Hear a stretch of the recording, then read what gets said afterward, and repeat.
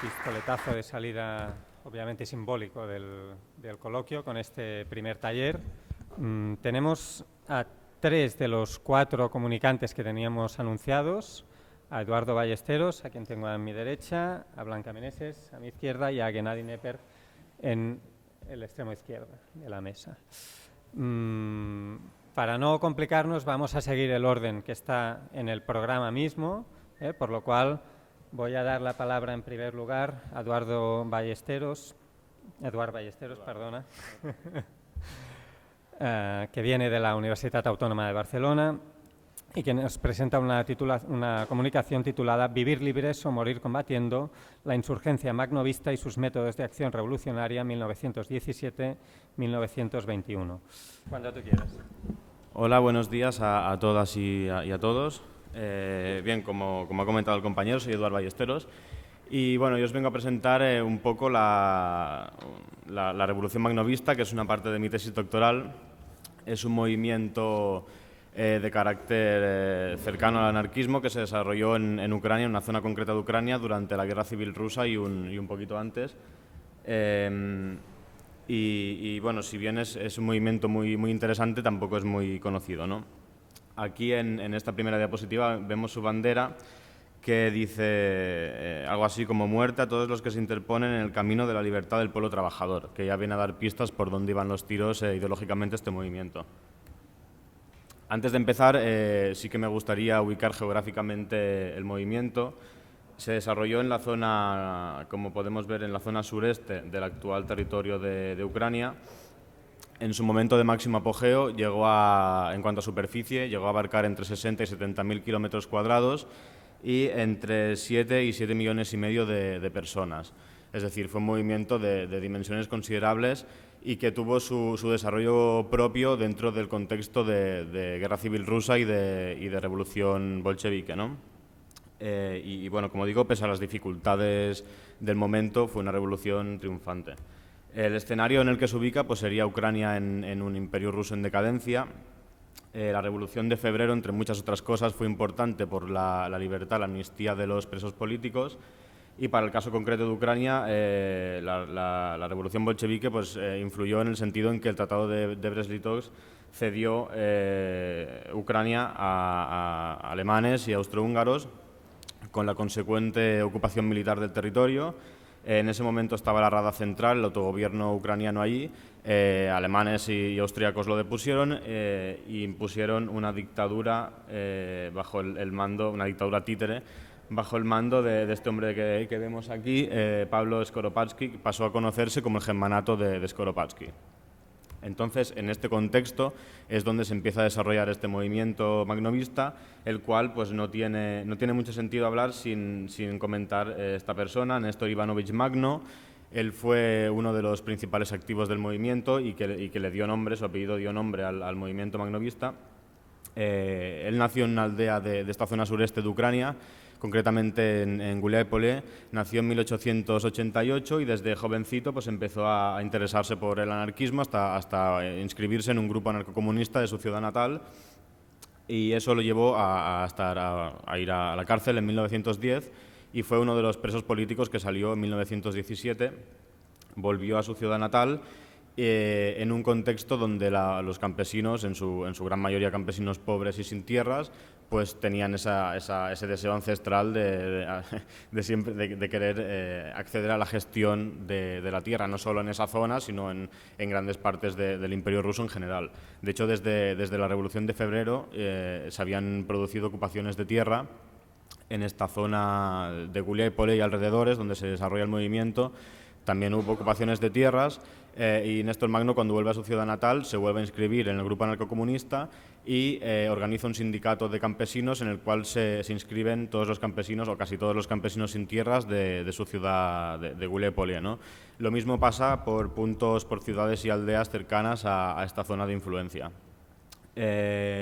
Entonces, pues, se produce un proceso de transformación social en el sentido en que las ocupaciones de tierra se llevan a cabo en este proceso comunas agrícolas, como colectivizaciones de tierras, y se pone en marcha un proceso de revolucionario hasta que se produce la ocupación austroalemana del territorio y el hetmanato, con la consecuente proceso contrarrevolucionario y la represión masiva de todos aquellos campesinos que habían participado activamente en el proceso. Entonces, muchos de ellos, los que no son ejecutados, los que logran huir, pues se exilian a la Rusia revolucionaria y entonces ahí planean su regreso. En el verano, en junio o julio de 1918, vuelven a Ucrania, a esta zona, pero se encuentran con un escenario de levantamientos masivos en toda Ucrania contra el hetmanato, el cual finalmente cae en diciembre de 1918, y es en este contexto donde podemos hablar de Magno en una asamblea de campesinos. Una vez caído el hetmanato, una asamblea de campesinos y de guerrilleros, se le da el apelativo de Batko, que es como decirle como padre o padrecito, es la traducción literal, que se le da esta capacidad de liderar este movimiento que posteriormente pasaría a ser conocido como Magnovщина. Entonces, el movimiento a nivel ideológico, pues como he comentado, el acceso a la tierra fue siempre la clave de todo. Era un movimiento eminentemente de campesinos pobres y sin tierras, y no es que estos campesinos simpatizaran con el anarquismo. De hecho, ellos no habían leído nunca Bakunin, Kropotkin, de hecho muchos ni sabían leer siquiera, pero sí que era un ideal que se amoldaba a sus tradiciones culturales ancestrales, incluso herencia de los cosacos zapórogos, y entonces pues por eso fue que el ideal anarquista en sí hubo esta coyuntura con las aspiraciones de estos campesinos. Entonces, ideológicamente el movimiento la base teórica del movimiento fue dada por Magno y 10-12 insurgentes que sí que habían pasado por grupos anarcocomunistas y sí que tenían idea de lo que era el anarquismo, habían leído, se habían instruido y tenían idea, no eran gente muy ilustrada, pero bueno, tenían cierta idea. Y luego también fue muy importante la participación de la Confederación de Organizaciones Anarquistas de Ucrania, que llevaba el nombre de Nabat. Nabat se puede traducir como campano, campana de alarma.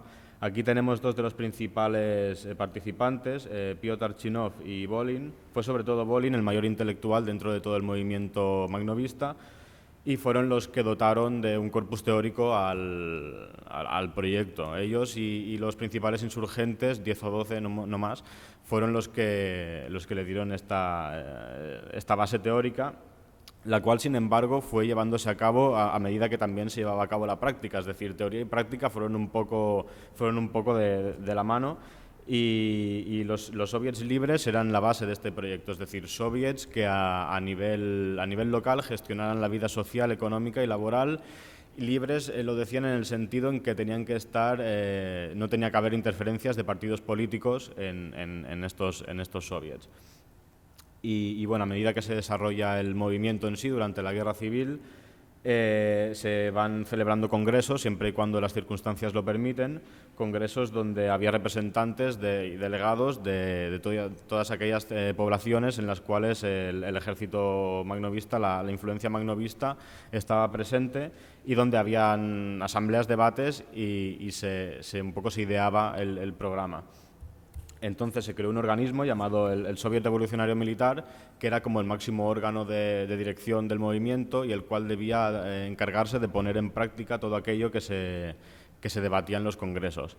Claro, una vez, como he comentado, una vez se cae el hetmanato, había grupos de guerrilleros, no había un ejército como tal, y dado la entrada de Ucrania en la guerra civil rusa, se ve la necesidad de en esa zona, hablo siempre de esa zona concreta que hemos visto en el mapa del sureste ucraniano, de crear un ejército formal que pasaría a llamarse Ejército Revolucionario Insurgente Magnovista, o también conocido como Ejército Negro. Si bien es cierto que ejército y anarquía es un poco una contradicción, también es verdad que ellos mismos eran conscientes de que si no defendían militarmente el proyecto, pues en ese contexto de extrema violencia duraría más bien poco. El ejército, no obstante, tenía unos fundamentos ideológicos bastante particulares, digamos. Uno de ellos era, por ejemplo, el principio electivo de los mandos, es decir, los puestos de mando debían ser elegidos y ratificados por la base, voluntariado, que los participantes del ejército tenían que ser voluntarios. Eso no se cumplió y se tuvo que recurrir a la movilización al final. Y la autodisciplina, entendida en que la disciplina se la tenía que imponer uno mismo, en tanto que deber de responsabilidad revolucionaria, ¿no? Más o menos. Y uno de los inventos de este ejército, concretamente este invento se le atribuye a Néstor Magno, es la tachanka, que es este artilugio que vemos aquí, que no es más que un carruaje tirado por caballos, que se le colocó una metralleta detrás y que funcionó muy bien en ese contexto. Los objetivos de la violencia revolucionaria, la violencia de los magnovistas, bueno, terratenientes y campesinos acomodados, blancos y sus simpatizantes en la retaguardia, individuos considerados opresores por ellos. ¿A quién consideraban opresores? Pues, por ejemplo, a los presidentes de los comités de campesinos pobres bolcheviques, a los comisarios políticos también, y a los bueno, individuos de este tipo, incluso dentro de la órbita bolchevique. También fueron muy perseguidos los colonos alemanes menonitas que estaban asentados en esa zona, eran campesinos acomodados y habían dado apoyo a la ocupación austroalemana, al hetmanato, y también estaban dando apoyo en ese contexto a los blancos. Persiguieron muchísimo los magnovistas a todos aquellos que habían dado apoyo a la ocupación y al hetmanato. En cambio, no persiguieron, como sí sucedió en otros procesos revolucionarios de características similares, a los eclesiásticos. No fue una persecución sistemática de eclesiásticos, sí que hubo algún caso concreto de ejecución de eclesiásticos, pero no fue una cosa masiva. Los enemigos de los magnovistas, pues al final todos. Los blancos eran el polo opuesto de lo que defendían los magnovistas y desde siempre fueron los mayores enemigos. Nacionalistas ucranianos, bueno, no eran muy amigos, pero al final hubo una especie de neutralidad hostil entre ellos, en el sentido en que eran grupos que no eran los mayoritarios en la guerra civil y se dieron cuenta de que si peleaban entre ellos acabarían bastante mal, con lo cual, pues neutralidad hostil, cada uno por su lado y bien. Por ejemplo, hubo otros grupos que realmente no tenían demasiada ideología. Este hombre de aquí que veis en la fotografía es Nikifor Grigoriev. Él fue un hombre que pasó por varios grupos pasó desde los nacionalistas a los bolcheviques, anteriormente había dado apoyo al hetmanato, era un poco un oportunista y además un gran antisemita. Él y su grupo perpetraron varios asesinatos masivos de judíos, algo bastante extendido durante la guerra civil rusa en Ucrania, sobre todo por parte de blancos nacionalistas y por grupos no bien ubicados, pero bien, que ahí estaban y que, por ejemplo, Grigoriev, de hecho, este hombre y su grupo quisieron unirse a Magno, y los insurgentes, al ver que eran unos antisemitas, ejecutaron a este hombre. Los bolcheviques, bien, al principio para los magnovistas los bolcheviques los veían como unos revolucionarios, luego los consideraron como el mal menor y al final fueron los encargados. Bien, es cierto que pactaron, hubo momentos en que la correlación de fuerzas en la guerra civil rusa obligó hasta cierto punto a pactar bolchevique, incluso el ejército negro, el ejército insurgente, llegó a integrarse dentro del ejército rojo, manteniendo su estructura, pero siempre y cuando la correlación de fuerzas así lo imponía. Y finalmente los bolcheviques, al ver que había un proyecto revolucionario que no era el suyo y que no se iba a poder someter, pues una vez acabaron con los blancos, una vez los blancos fueron derrotados y los que quedaron se fueron, pues empezó en noviembre de 1920 el principio del fin del magnovismo. En agosto de 1921 los pocos magnovistas que quedaron, porque claro, la mayoría fueron ejecutados, acabaron en las cárceles, o los pocos que pudieron cruzar la frontera lo terminaron haciendo en agosto de 1921, la frontera fueron hacia Rumanía, y así terminó este movimiento. El Magno y el magnovismo y su movimiento en la actualidad es interpretado, se defiende que fue un movimiento que luchó por la independencia nacional de Ucrania, lo cual no es cierto. Ellos siempre lo decían, ellos decían luchamos por la independencia, pero ellos se referían a la independencia del trabajo libre como ellos lo entendían, es decir, la autogestión de los trabajadores, ¿no? Lucharon por una independencia nacional en sentido de un Estado ucraniano. Así se defiende hoy en día. y también que fueron unos fervientes anticomunistas, que al final lo fueron, pero también es cierto que pactaron con ellos en ciertos momentos.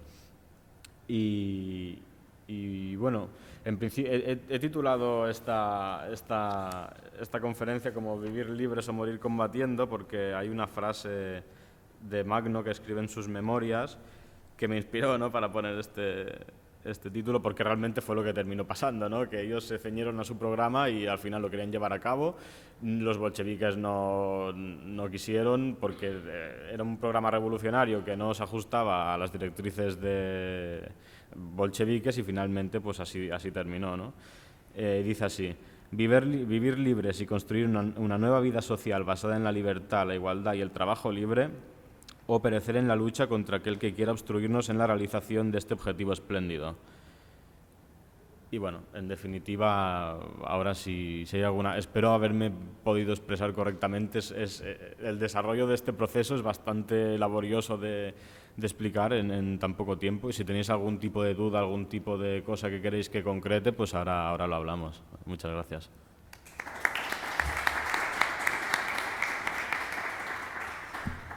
Molt bé, gràcies, Eduard. Dejamos obviamente el debate para el final de todas las intervenciones. Habrá tiempo, yo creo que de sobras, porque como además ha fallado uno de los comunicantes, habrá tiempo. En segundo lugar, sigo el orden del programa. Va a intervenir Gennady Neper. Gennady es profesor en la Universitat Autònoma de Barcelona y nos presenta una comunicación titulada Héroes o villanos, el nacionalismo radical ucraniano en la Segunda Guerra Mundial. Nos quedamos en Ucrania, pero vamos un pelín más adelante cronológicamente. Muchas gracias. Vale, muy bien. Cuando he propuesto esta ponencia, ni siquiera sospechaba de lo actual que sería el tema, pero la historia a veces se desarrolla de modo circular o, si no, en espiral. Por lo tanto, esta idea de que el nacionalismo en el contexto ucraniano tiene un papel muy importante, ahora la vemos de forma muy obvia. Y si leemos hoy en día los diferentes medios de la comunicación, vemos dos puntos de vista. Aquí, sobre todo, aquel que afirma que eso del nacionalismo radical ucraniano es una nota a pie insignificante, y desde el lado ruso todo lo contrario, que el nacionalismo radical o incluso el fascismo ucraniano había sido y todavía es algo muy importante.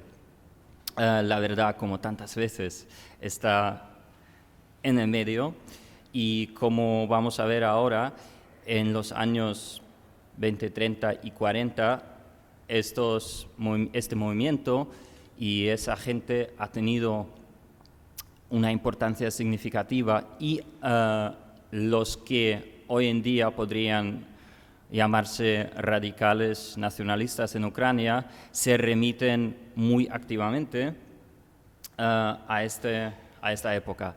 Una de las personas a las que están honorando mucho es el señor Bandera, y Bandera era uno de los líderes de los años 30 y 40. Luego, en los años 50, estuvo en el exilio en Múnich y ahí fue asesinado por el KGB. Eso está bien probado, está enterrado en Múnich, y hoy en día se considera por los nacionalistas radicales en Ucrania como uno de los héroes, aunque, como pasa tantas veces, muchas veces la imaginación que tenemos hoy en día de este personaje histórico es una imaginación muy mitificada, que no tiene tanto que ver con el personaje real. Y eso coincide simplemente con el año nuevo, la fecha de su nacimiento. Nació el 1 de enero y por eso cada año durante los últimos 10 años, quizás más, están organizando esta marcha en Kiev, que son marchas bastante amplias, aunque no fomentados por el Estado ucraniano, completamente tolerados. Y de los que los apoyan, hay gente muy radical hoy en día. Y eso tiene una cierta importancia en la política actual, después de eso ya entramos en la historia, en el siguiente sentido. Ni el presidente anterior Poroshenko ni el presidente actual Zelensky nunca habían sido nacionalistas radicales, pero tienen un problema, y este problema es que a veces grupos bien organizados pueden tener mucha influencia en la política, a pesar de su escasa fuerza numérica. Y eso pasa con el nacionalismo radical ucraniano hoy en día, y eso pasaba también con el nacionalismo radical de entreguerras. Y entonces aquí el señor Zelensky, que efectivamente ahora mismo está en medio de una guerra.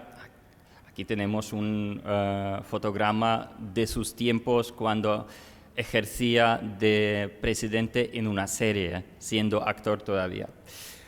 Entonces, para empezar, tenemos que recordar algunas cosas. El nacionalismo ucraniano es un fenómeno bastante tardío, incluso un poco más tardío que el nacionalismo catalán, pero más o menos estamos hablando de finales del siglo XIX, y por lo tanto durante mucho tiempo restringido a los sectores cultos, y solo en la época de la Primera Guerra Mundial y posteriormente durante la Guerra Civil, de la que acabamos de escuchar una ponencia, este nacionalismo empezó a formar parte de un sector mucho más amplio de la población, donde existían lealtades múltiples, que podían ser anarquistas, que podían ser comunistas, que podían ser rusas, por extraño que suene ahora, y evidentemente también podían ser nacionalistas ucranianos. Y por otro lado, para este nacionalismo, la posición geográfica de Ucrania, en aquel momento entre Polonia y la Rusia soviética, tenía una inmensa importancia, y eso no ha acabado hoy, incluso si en el lado occidental quizás no es solo Polonia, sino varios otros países. Bueno, lo que pasó con el nacionalismo ucraniano durante la Guerra Civil, entre 1918 y 1921, es que el nacionalismo fracasó. Y este sistema de posguerra, donde de repente en Europa surgieron varias repúblicas, para los ucranianos no tenía importancia, mejor dicho, no tenía una influencia, porque acabaron, después de todos estos intentos tan diferentes, en la Unión Soviética. ¿Por qué? Porque el nacionalismo sufrió una derrota militar. Por un lado, perdieron contra el Ejército Rojo, por el otro perdieron contra el Ejército Polaco. Por lo tanto, la mayor parte de Ucrania en la Unión Soviética, una más pequeña en Polonia.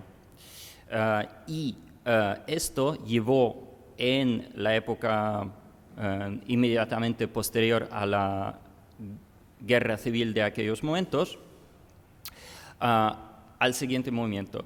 Mucha gente, muchos ucranianos exiliados en Occidente, dijeron: si el nacionalismo moderado fracasó, lo que tenemos que hacer es una idea más radical del nacionalismo, y en este libro de Alexander Motyl lo describe bastante bien, este proceso de radicalización de los nacionalistas ucranianos. El libro es un poco difícil de conseguir, si no me equivoco mucho, era la tesis doctoral del señor Motyl, que es profesor en la Universidad de Rutgers en los Estados Unidos.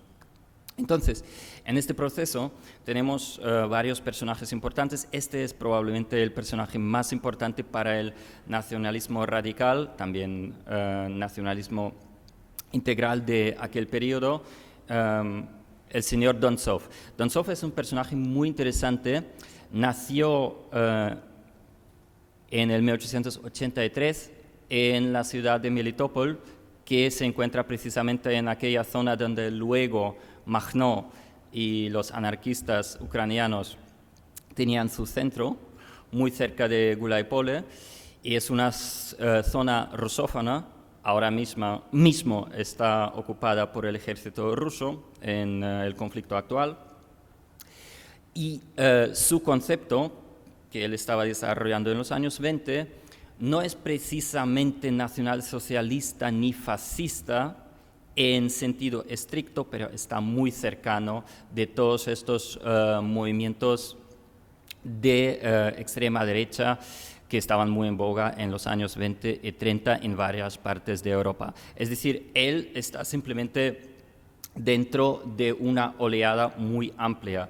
Y si uno quiere leer algo sobre él, hace poco ha salido una biografía muy amplia de Trevor Erlacher sobre Dontsov, donde el autor explica ampliamente cómo Dontsov se convirtió en aquel que era, y como vemos vivió durante mucho tiempo.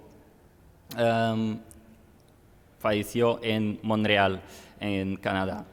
Y luego hay varias otras figuras, varios otros personajes menos importantes que Dontsov, sin duda, algunos más radicales, otros como el geógrafo Stepan Rudnitsky, de hecho ni siquiera tan nacionalistas, pero importantes para definir los diferentes conceptos que luego serían importantes para los nacionalistas. En el caso de Rudnitsky, cuáles eran los territorios que podrían ser Ucrania, podrían definirse como tal, y luego hay todo tipo de otras personas, y como vemos, a diferencia de Dontsov, todos ellos murieron bastante jóvenes, comparativamente jóvenes al menos, antes del tiempo.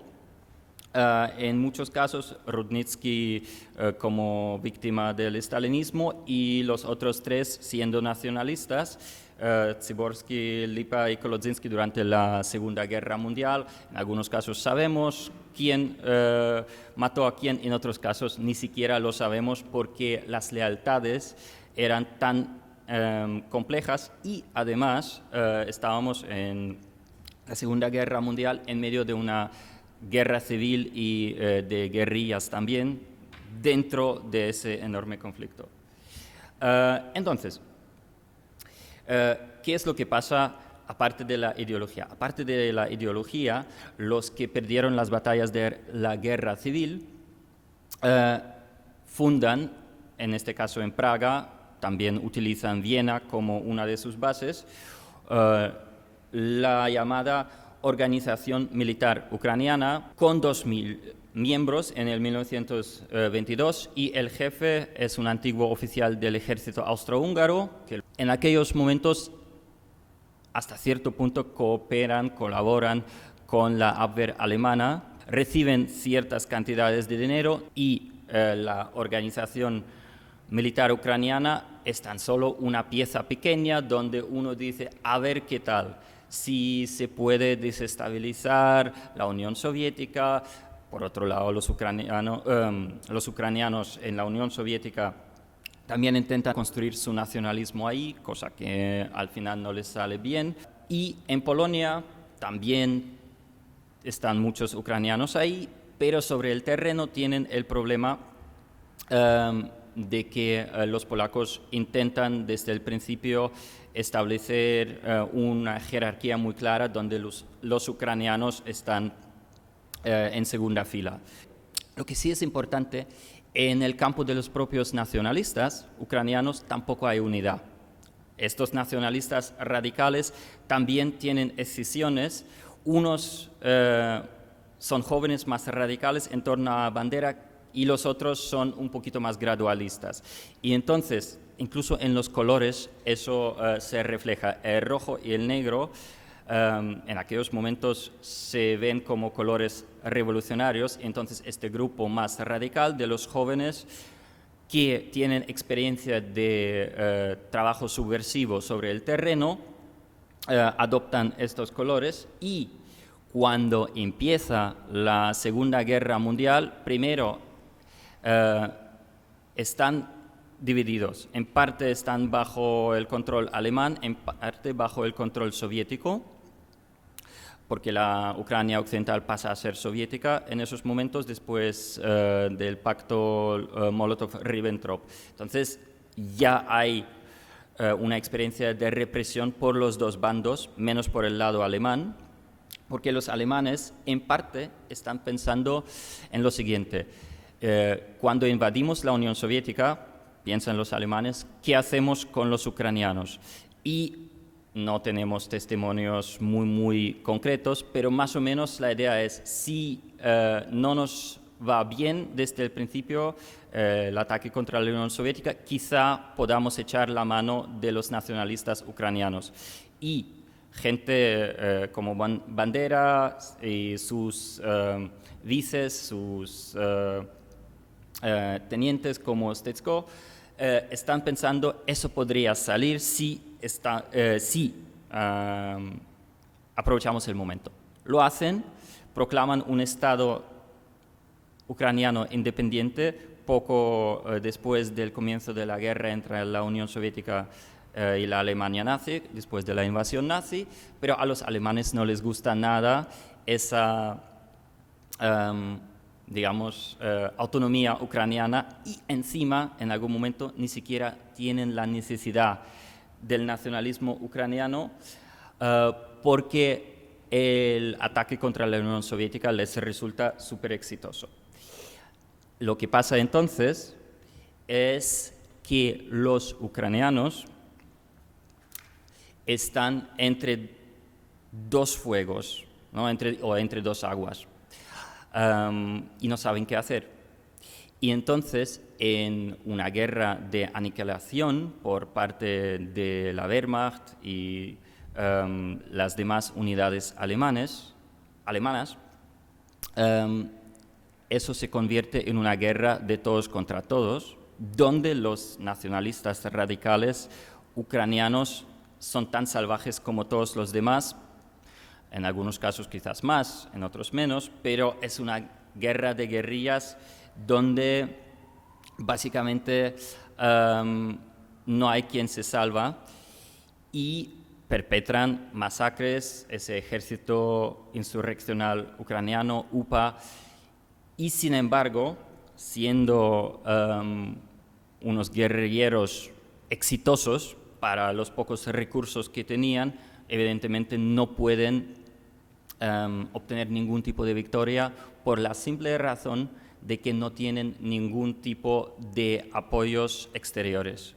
A los alemanes no les interesa, hasta muy al final, cuando ya están perdiendo contra el Ejército Rojo, a los soviéticos evidentemente les interesa aún menos, y eso lleva a un grado de violencia estremecedor, donde sufren los judíos evidentemente, pero también los polacos enormemente, y hasta los ucranianos no tan nacionalistas, no tan extremos. Este es el escenario de aquellos momentos.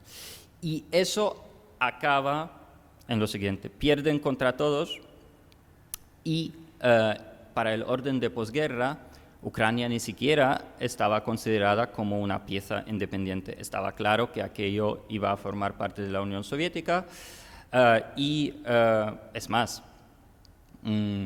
para Churchill y para Roosevelt estaba claro que Ucrania básicamente es una Rusia un poquito diferente.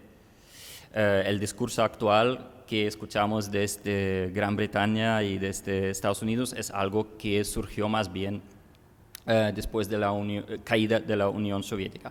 Pero esta es otra historia. Aquí paro con mi tour de force a través de la historia del radicalismo nacionalista en Ucrania de los años 20, 30 y 40. Y muchas gracias.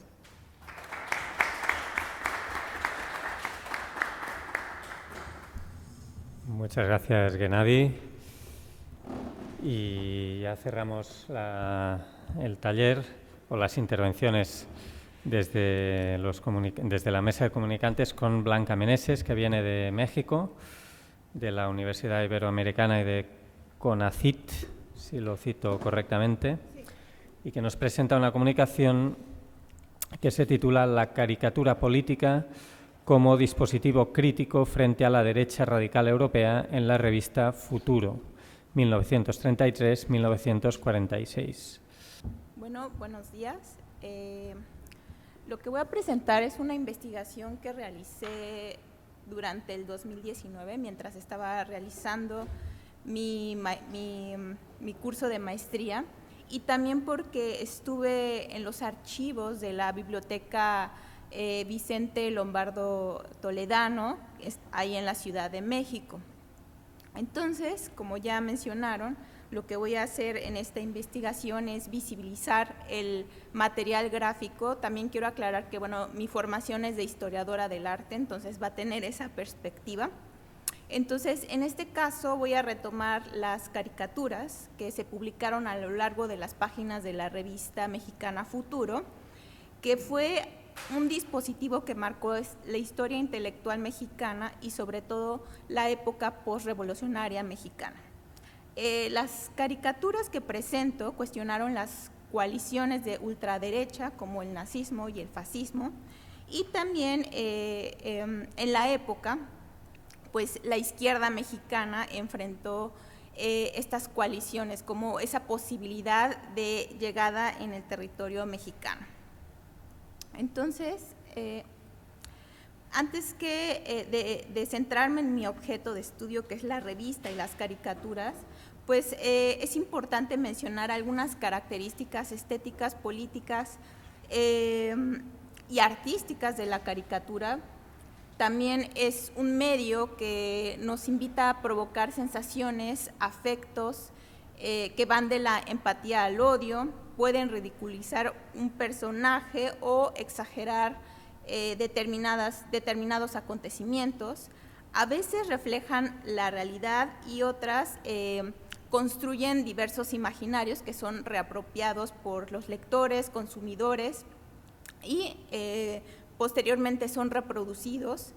Y este soporte, la caricatura, entendida como imagen-texto, desentrama diversas opiniones, reflexiones y críticas en los receptores, lo cual, bueno, va a permitir que tomen postura o no sobre algunos temas.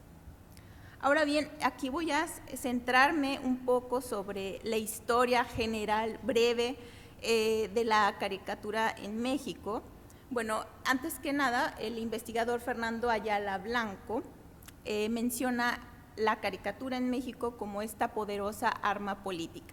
Sus inicios son en el siglo XIX, mediante la publicación pues, de periódicos, de seminarios y principalmente durante el siglo XIX, los principios y la segunda mitad por los gobiernos juaristas de Benito Juárez, lerdistas, y ya en la época finisecular con Porfirio Díaz, ¿no?, que es el dictador que se conoce durante esa época.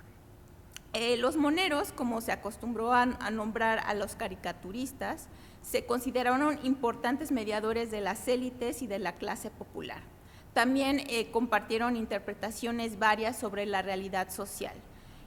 Los moneros también pues, tomaron muchos riesgos porque durante el gobierno principalmente de Porfirio Díaz, a finales del siglo XIX, principios del siglo XX, pues enfrentaron peligrosas campañas encaminadas a censurarlos. Y muchos de estos moneros fueron encarcelados en una cárcel muy famosa de México, que fue la cárcel de Belén, y después se convirtió en la cárcel de Lecumberri, en donde, bueno, es muy conocida porque ahí encerraron a uno de los grandes muralistas, que no sé si lo han escuchado, pero es Siqueiros.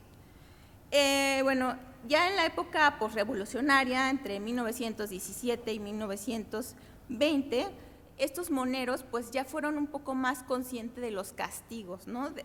Sobre la publicación de estos temas. Entonces, digamos que, que los obligó a poner unos límites y no sobrepasarlos. Esta nueva camada de caricaturistas fueron, por ejemplo, Ernesto El Chango Cabral, García Cabral, Andrés Odrifred y Miguel Covarrubias. Aquí la caricatura que tienen es que vemos en la pantalla es de Ernesto El Chango Cabral, y bueno, es muy icónica porque está Diego Rivera y Frida Kahlo, ¿no? Que son como personajes importantes en la historia del siglo XX en México. Ya posteriormente, en la época en donde me voy a centrar, en los años 30 y 40, pues surgieron dos ligas de artistas, la Liga de Escritores y Artistas Revolucionarios, que se llamó LEAR, que fue de 1934 a 1938, y el Taller de Gráfica Popular en 1937. En donde, bueno, ellos, más bien las caricaturas que hicieron estos grupos cruzaron fronteras y no solo se publicaron en periódicos, sino también en revistas especializadas, como por ejemplo la revista Futuro. Ahora, antes de pasar directamente a la revista, a las caricaturas de la revista, pues hay que tener en cuenta que la revista Futuro, el tema central fue la agencia antifascista. En México, la cuestión fascista se denominó siempre o más bien está ligado al autoritario, a lo anticomunista, a la extrema derecha, a lo ultranacionalista y lo patriótico. También representó una de las agencias políticas de instituciones consideradas represoras, como los máximos funcionarios, la orden eclesiástica y los militares. Durante los 30 surgieron algunos grupos con esta orientación fascista, por ejemplo, el Partido Fascista Mexicano, que después se llamó Sinarquismo, también el Comité Pro Raza en Sonora, que bueno, este era un grupo que estaba en contra de la comunidad china y judía, y fue auspiciado por el expresidente Plutarco Elías Calles y su hermano Rodolfo. También surgieron la Acción Revolucionaria Mexicanista, también llamado los Camisas Doradas, que aquí tenemos un grabado de Leopoldo Méndez, que fue un grabador que formó parte del Taller de Gráfica Popular. Y bueno, también otros grupos fue la Confederación de Clase Media, el Partido Acción Nacional y la Unión Nacional Sinarquista. Estos grupos pues enfrentaron a los militantes del Partido Comunista en México, lo cual pues desentramó contiendas antifascistas. El antifascismo en México tomó como base las resistencias que vimos o que se vieron en la Revolución Mexicana en 1910. Al tiempo, bueno, fue una herramienta que facilitó relaciones fraternas con los aliados durante la Segunda Guerra Mundial y un posicionamiento vanguardista del país en donde se luchó en pro de la democracia. Ahora, ya entrando a mi objeto de estudio, la revista Futuro, bueno, contó con 141 volúmenes, que bueno, durante este periodo de investigación los revisé todos en esta biblioteca que les mencioné. Su publicación fue bimensual de 1933 a 36 y luego mensual del 36 al 46. Su costo era de 25 centavos a $1. Era una revista pues en el periodo cara, de hecho tenía un precio similar a estas revistas que aparecieron mucho en México, que se les llamó revistas de variedades. Y en la última etapa se quedó en 50 centavos.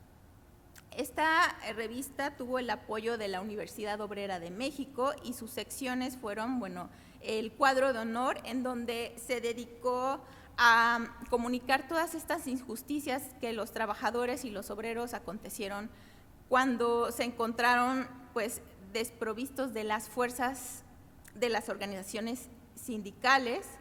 También el perfil del mes, que fue un espacio de crítica satírica moralizantes, y otra parte, cine y libros, que fue dedicada a la crítica cinematográfica y literaria.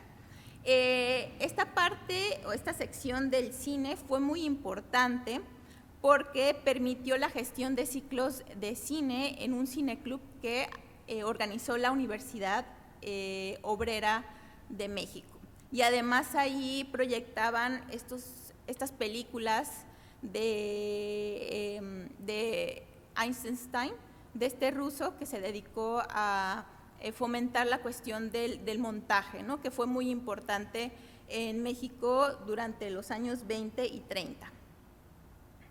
Ahora bien, el director, ¿no?, fue Vicente Lombardo Toledano, que fue un político, sindicalista, fue director de la Confederación de Trabajadores de América Latina, la Universidad Obrera, la Confederación Federal de Obreros y Campesinos de México.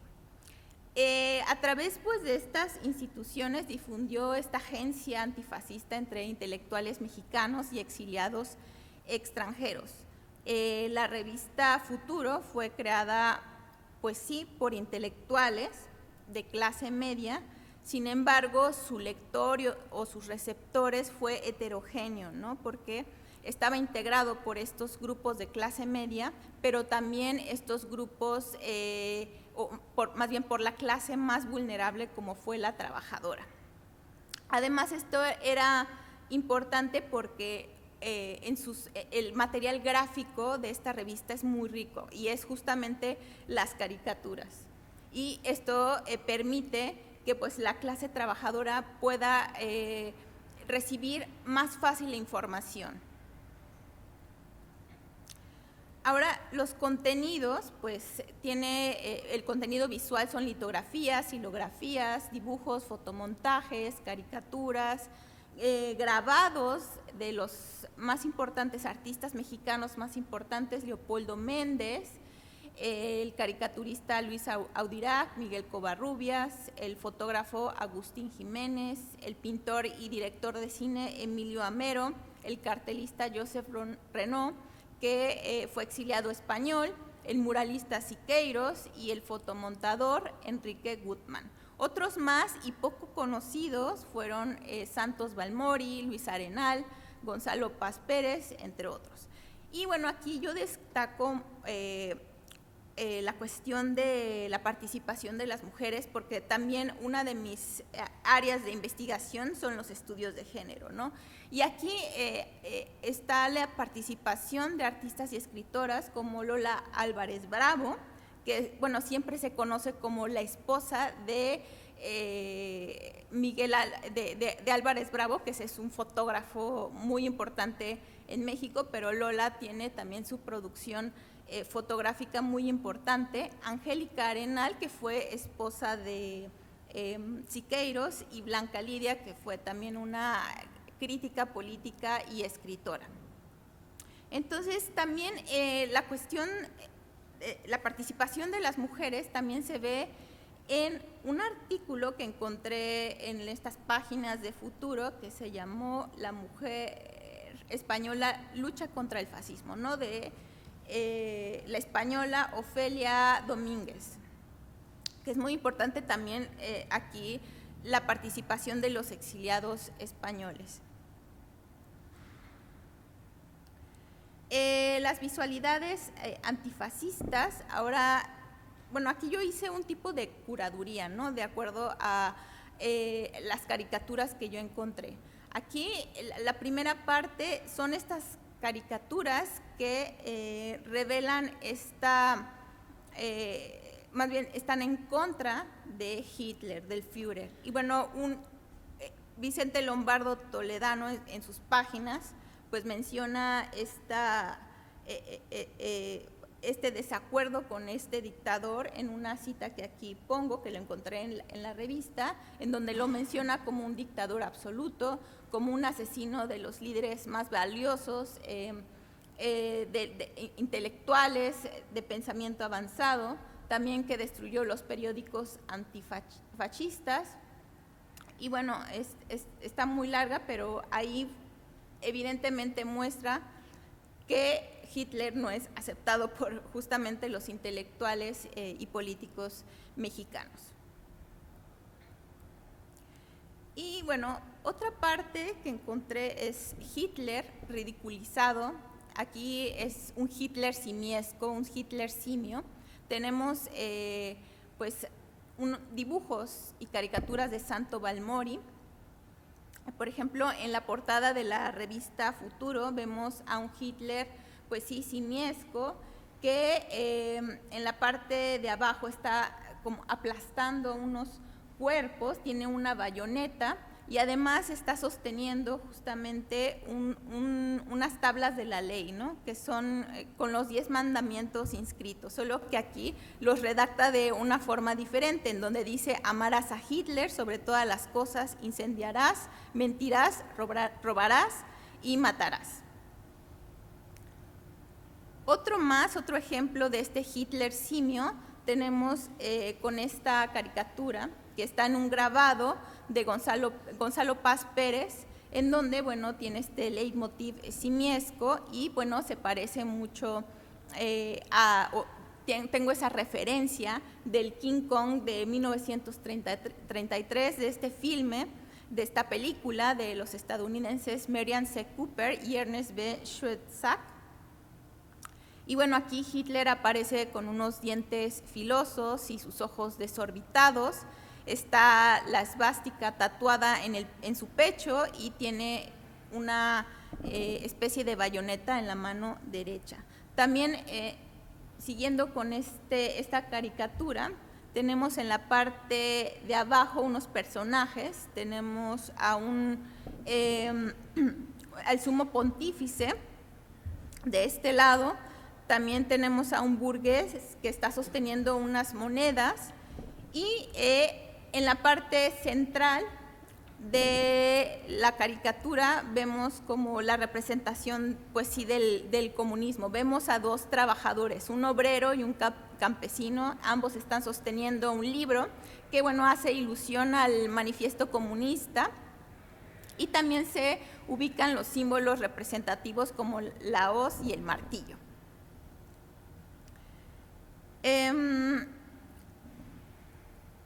También hay un Hitler, ya no como simio, pero sí como otros animales. Tenemos el Hitler tigre, que, bueno, aquí está representando a Hitler en una posición de ataque, con las fauces abiertas y mostrando sus filosos colmillos.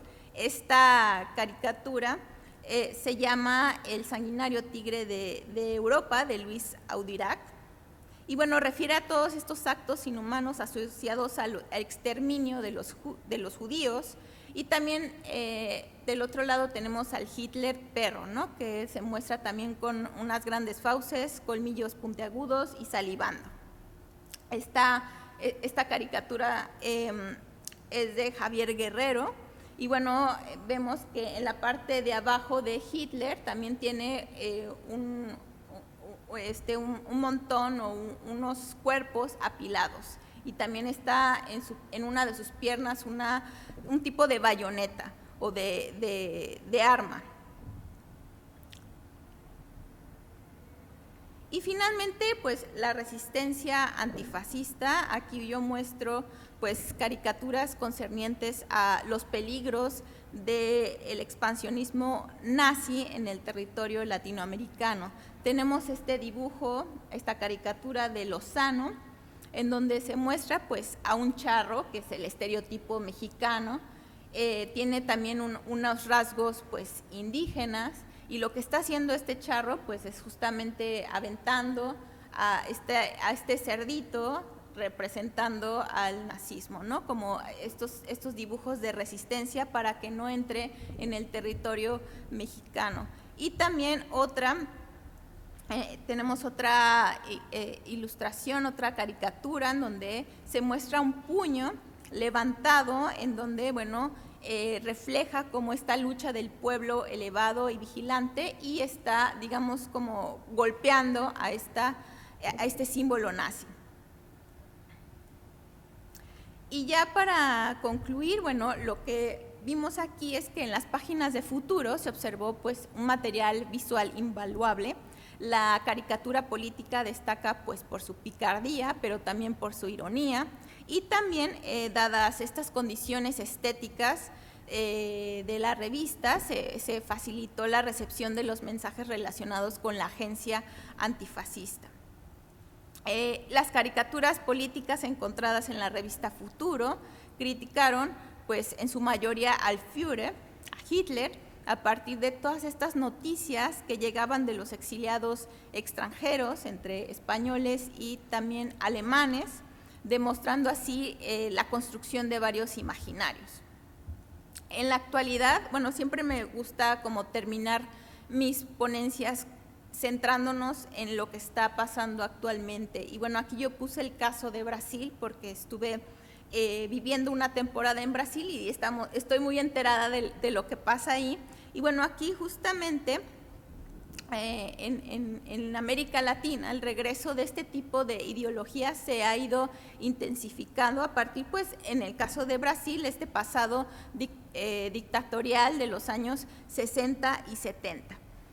En esta caricatura, que es realizada por Osmani Simanca, un cubano que actualmente radica en Brasil, pues se muestra a un Hitler, a un Bolsonaro representado como Hitler, ¿no? Y está con este saludo de Heil Hitler y portando en su saco Mi lucha, ¿no? Libro importante de Hitler. Y bueno, esta ilustración salió en el 2018 durante toda esta contienda, o más bien en estos momentos de elecciones en ese tiempo. Entonces, bueno, este es como algo muy general, pero yo tengo más caricaturas y sería todo. Muchas gracias.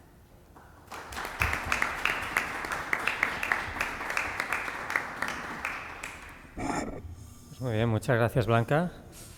Y hechas las intervenciones, abrimos el debate. Hay un micro que lo tiene en sus manos Daniel Raya, que lo tenéis allá al fondo a la izquierda, y ahora procederemos como ordenadamente podamos, levantando la mano para plantear preguntas, comentarios y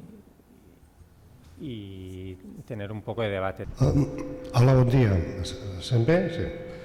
Sí. Es para Gennady. Tú como experto de Ucrania, y como has dicho que refleja un tema muy actual, ¿cómo crees que este nacionalismo radicado de la Segunda Guerra Mundial está en los genes del actual conflicto de Ucrania? Y más considerando que el Kremlin, una de sus justificaciones para la invasión rusa en Ucrania es para defender a su población rusófona, importante en Ucrania, como consecuencia de los movimientos nacionalistas ucranianos. Hasta cierto punto se sobrevalora la importancia del nacionalismo extremo desde el lado ruso y se utiliza esta historia para justificar la política actual.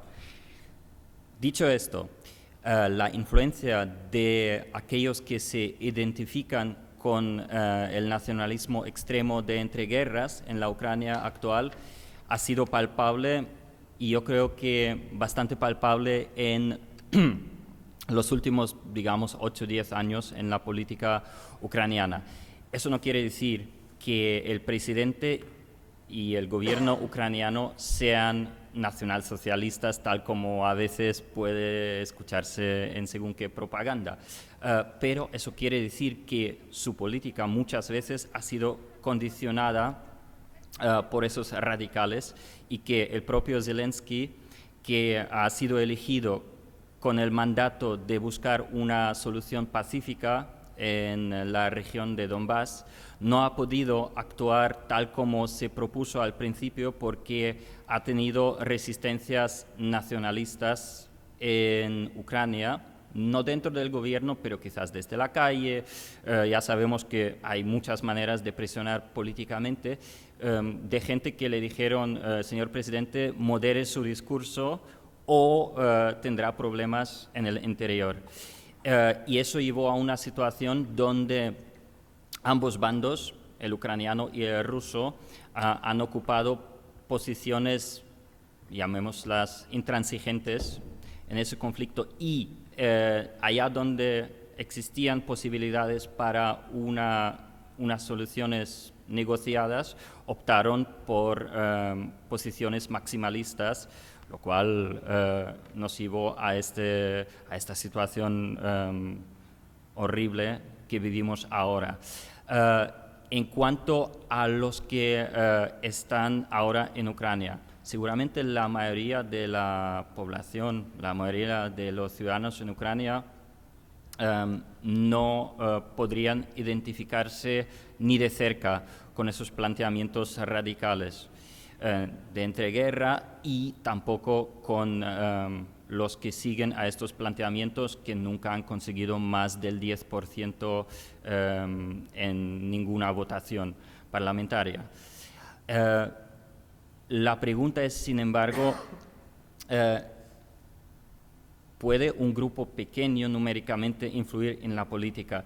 Y aquí existe un problema en un estado bastante débil como la Ucrania actual, donde las instituciones estatales de los últimos 30 años de la independencia no han podido desarrollarse lo suficientemente bien, y entonces un grupo numéricamente pequeño, poco significativo, puede ejercer influencia más fuerte de la que tendría en un Estado más fuerte, con una policía, con unas instituciones mejor financiadas. Este es un problema interior en Ucrania y un problema para los políticos ucranianos. Y del lado ruso, desde Kremlin se utilizó estas tendencias en la Ucrania actual para agrandarlas y decir, miren, todos son así.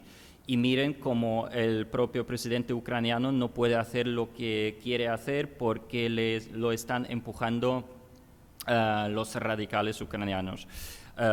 Tendencias existentes y luego exageradas por la política, por la postura y por los medios de comunicación rusos progubernamentales. Entonces es un conflicto muy, muy complejo donde es imposible, parece al menos por ahora, mantener una postura moderada, porque los radicales siempre te están empujando hacia el conflicto. Bueno, gracias por vuestras presentaciones. Mi pregunta está dirigida a Eduard y a Gennady. Y me preguntaba si, escuchándoos a vosotros, si se hizo algún intento desde este movimiento de tendencia anarquista o desde este nacionalismo más moderado, si se hizo alguna vez algún intento de integrar a la población que se identificaba a sí misma como judía, o que los propios ucranianos del momento la podían identificar como judía. Gracias. Bueno, de hecho, en el caso concreto del ejército insurgente magnovista, había un destacamento exclusivamente formado por judíos, un batallón de judíos. Y, por ejemplo, Volin, el que os he enseñado antes, si no recuerdo mal, creo que era de origen judío. Es decir, había una integración totalmente... Ellos lo único que diferenciaban era por la clase social, no era por ningún tipo de nada. Es decir, en principio sí, o sea, además ejecutaron a Nikifor Grigoriev porque era un perpetrador un antisemita. Entonces, pues sí, en principio no había, quiero decir, no sé si estoy respondiendo a tu pregunta o no. Sí.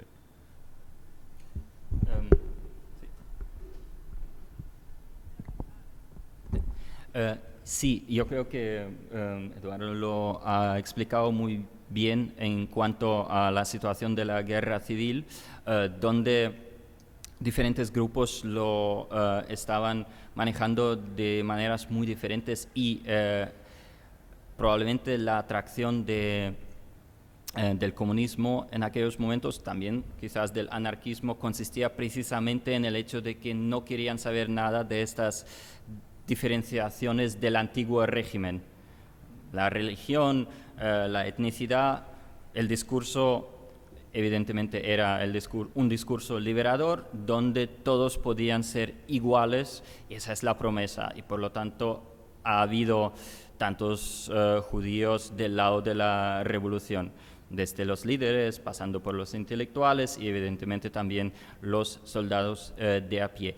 En cuanto al nacionalismo radical de derechas, del que he hablado yo, en el periodo de entreguerras no ha habido ningún intento de incorporar a los judíos. Ahí seguían los patrones del nacionalismo integral y de toda extrema derecha, prácticamente toda la extrema derecha de aquellos momentos, con pocas excepciones.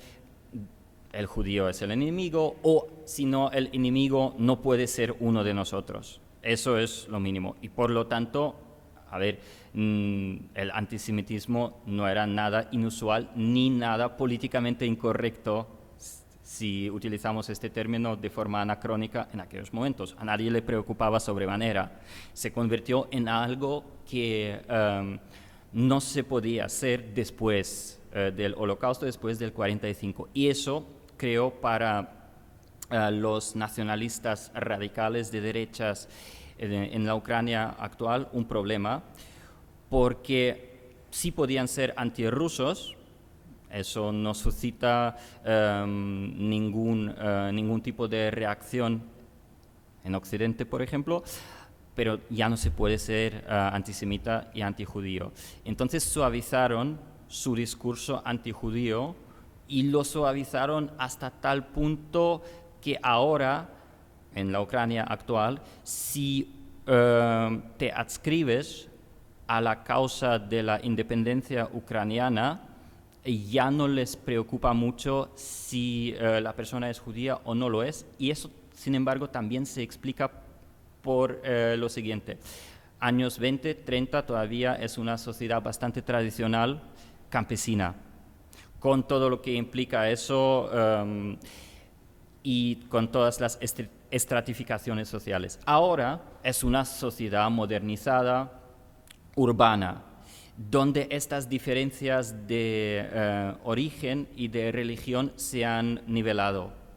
Y por lo tanto, incluso el señor Zelensky, que es de origen judío, no les importa a los nacionalistas radicales ucranianos porque no es un judío de hace 100 años con toda esa tradición, sino podría ser cualquiera. Sí, en fin, sus padres, pero ¿a quién le importa si subraya su pertenencia al Estado ucraniano, a la independencia ucraniana, y está dispuesto a arriesgar su vida por eso? Entonces han hecho una modificación ideológica significativa, marchando con los tiempos. Eso, sin embargo, no quiere decir que han dejado de afirmar han dejado de caer otros elementos de su ideario, que es exclusivista, que postula la existencia del otro, en este caso el ruso bárbaro para ellos, ¿no? Que postula la necesidad del ucraniano como la única lengua, y ahí también el problema con la rusofonía del 50% de la población ucraniana. Es decir, lo han hecho bien, tácticamente hablando. Hay que reconocerlo. Ha habido gente lo suficientemente inteligente allá entre los nacionalistas radicales para reconocer que los tiempos han cambiado y modificar su táctica en consecuencia. Hola, muchas gracias por las presentaciones. Soy brasileña, les pido perdón por mi castellano, que no es bueno. Tengo dos preguntas, una para Blanca y otra para Eduard. Eduard, me gustaría oír un poco más sobre el fin del anarquismo maquinovista. Has dicho que el proyecto no cabía en el proyecto bolchevique. me gustaría saber si esa fue la principal causa, si hay otras razones. Y para Blanca, yo pensé que las caricaturas hablan mucho del fascismo, del nazismo, ¿no? Pero me gustaría saber si había en la revista también las caricaturas sobre las lideranzas fascistas mexicanas o de América Latina, porque me pareció un poco distante, ¿no? Como si el fascismo fuese una cosa del otro continente, pero como ha dicho, había también en México, ¿no? Y en otros países de América Latina, como Brasil también. Es eso, gracias. Sí, hubo periódicos, digo, el mismo sinarquismo tenía seminarios, tenía publicaciones mensuales y bimensuales que se dieron principalmente en el norte del país. Y ahí lo que yo sé es que nada más tienen fotografías, pero en sí caricaturas como tal de estos grupos que mencioné no hay, sino que, bueno, no sé si... No, la pregunta era si las caricaturas, si había caricaturas también de los fascistas mexicanos, de crítica de los fascistas mexicanos. De lo que sé, no había. Solo, digamos, era la cuestión antifascista que quería la izquierda mexicana en ese momento.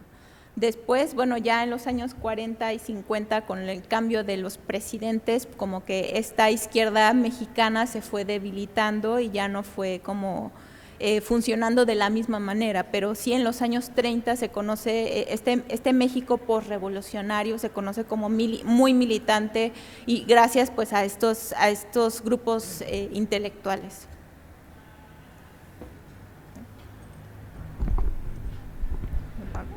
Vale, o sea, tú quieres saber, o sea, el fin del magnovismo, ¿no? Y cómo, o sea, políticamente, ideológicamente, cómo se desarrolló.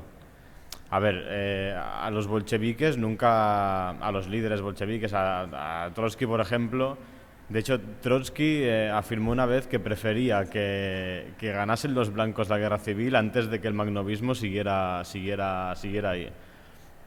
El problema de los bolcheviques es que, bueno, la realidad de ese momento es que de la guerra civil rusa es que, bueno, como todos los conflictos, no es una lucha por la hegemonía política de un proyecto. Los bolcheviques no iban a tolerar que hubiese un proyecto revolucionario que además se cuestionase, que pudiera ser incluso más transformador que el propio bolchevique y que se cuestionara las dinámicas implantadas por el bolchevismo. Entonces, pasa que si llegaron a pactar magnovistas con bolcheviques fue porque las necesidades del momento, pactaron en los momentos en que el ejército blanco estaba más fuerte. Entonces los bolcheviques dijeron, ellos eran políticos, ellos tenían astucia política, los magnovistas no, en su mayoría eran campesinos, no sabían entramados políticos. Y los bolcheviques pensaron, cogemos a los magnovistas, los ponemos en primera línea y nosotros pues así que se mueran ellos, ¿no? Y los magnovistas lo que pretendían, si bien es verdad que fueron viendo cómo eran los bolcheviques y al final los consideraron sus enemigos, también creo que ellos tenían en uno de los pactos, hicieron dos pactos. En el segundo firmaron unas cláusulas, había la cláusula política y la militar. Los bolcheviques solamente publicaron la militar, la política no la publicaron. Pero bueno, en la cláusula política había un punto en que los magnovistas exigieron a los bolcheviques que, en el caso de ganar la guerra civil, permitieran al magnovismo permanecer en su zona de influencia como una zona autónoma con su propio proyecto. Bueno, sí lo firmaron, pero fue papel mojado porque al final, cuando los blancos fueron derrotados, en noviembre de 1920 empezó la ofensiva final. Los magnovistas pasaron de ser un ejército a formarse como grupos guerrilleros de los del principio y a defenderse como podían, escapándose. Estuvieron de ruta por toda Ucrania hasta que al final, unos muertos y los otros ya agotados, dijeron, claro, llevaban en conflicto desde 1914 hasta 1921. La gente lo que quería ya era también un poco estabilizarse y hacer una vida relativamente normal. No querían más guerra, no querían al final también entre la propia población que había apoyado a los magnovistas, estos también en su proceso de huida también requisaron caballos, se fueron haciendo como más impopulares, y también influyó el paso del comunismo de guerra, que implicó requisas de granos. Los equipos de requisa de grano eran súper odiados por la gente, los campesinos de esa zona de influencia magnovista, los equipos de requisa de grano bolchevique. Y el paso del comunismo de guerra a la nueva política económica, a la NEP, algo un poco más relajado, entre comillas, pues también hizo a la gente que simpatizaba con el magnovismo, después de todos estos años, después de tantos trotes, decir, mira, queremos un gobierno, una estabilidad, y ya está. Y el proyecto pues se fue entre la represión y bueno, todo esto, pues finalmente terminó como terminó. No sé si me he explicado, ¿sí?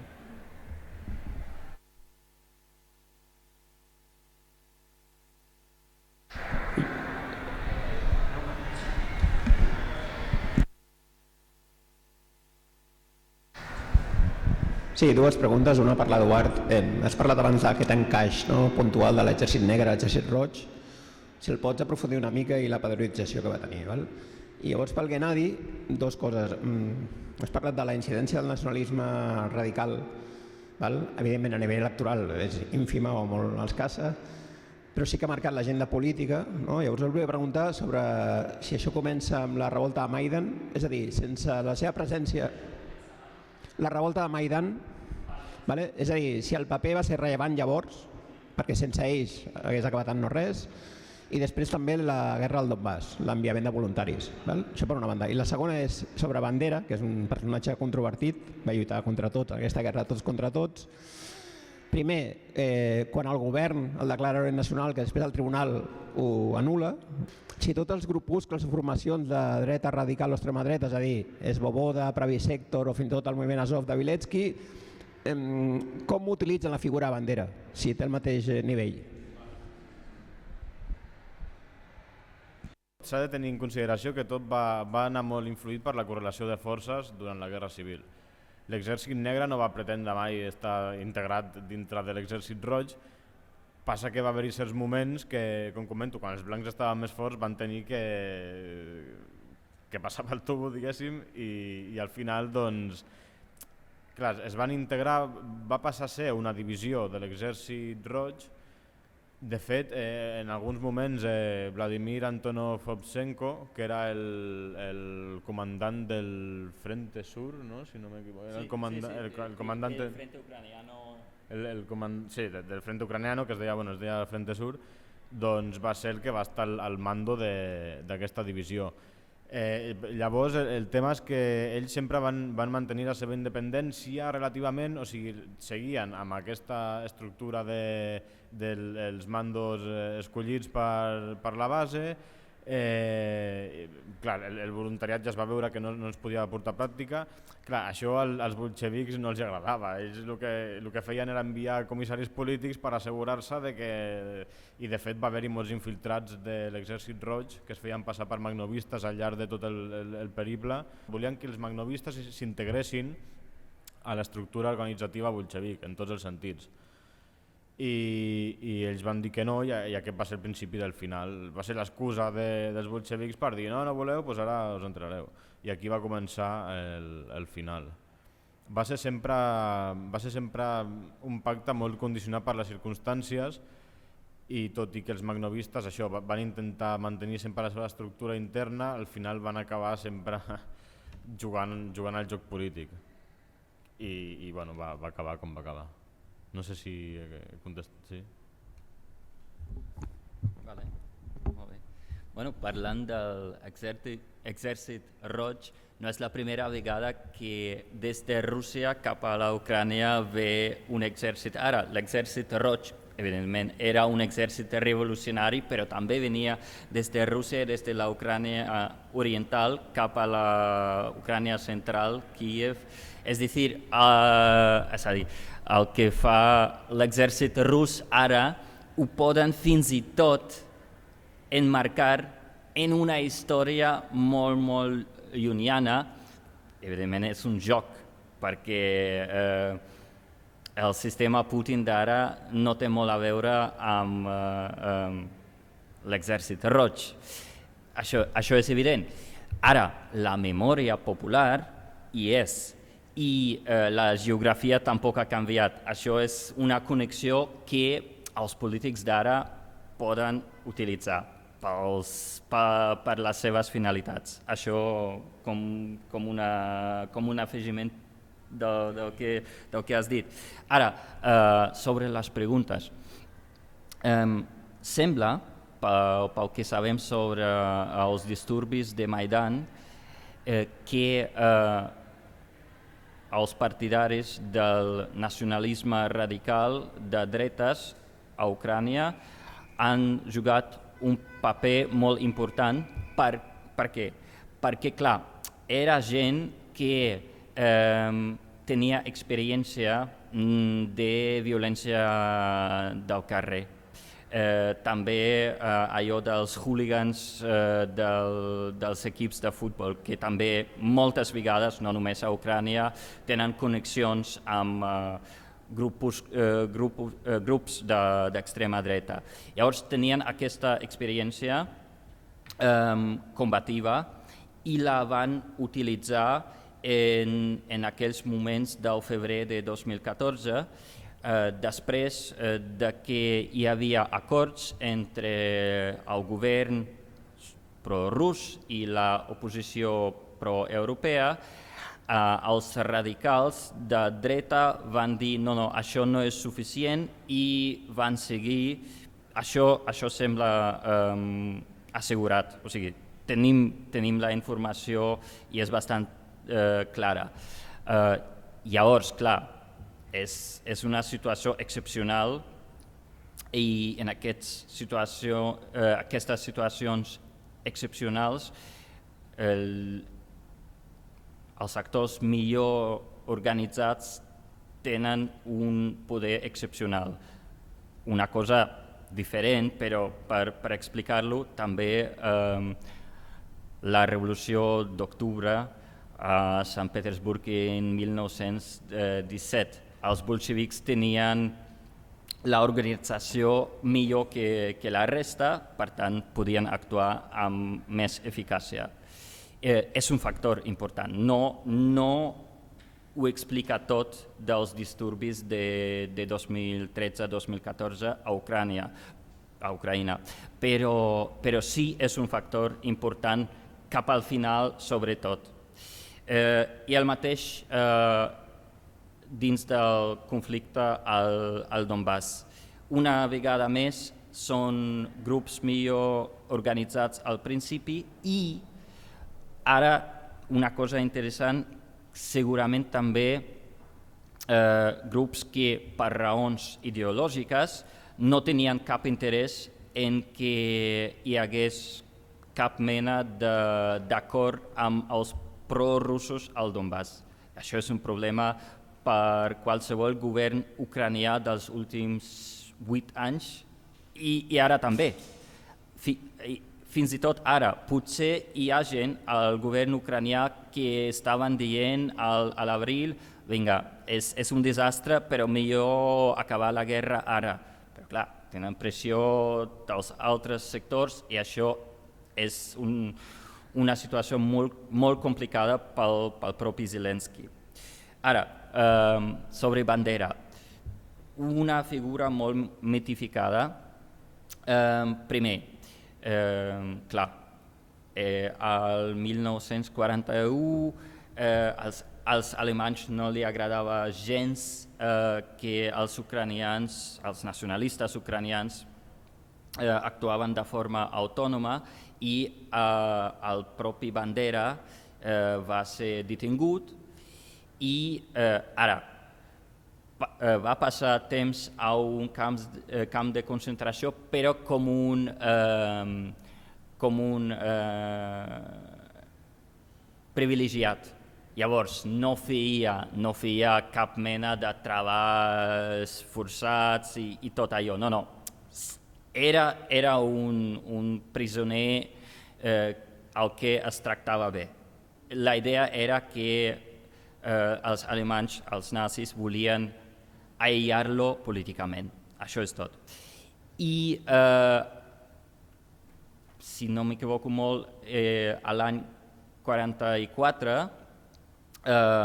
li van deixar sortir perquè de sobte sí, interessava a veure, podem trobar alguna cosa per resistir l'avançament de l'Exèrcit Roig i potser jugar amb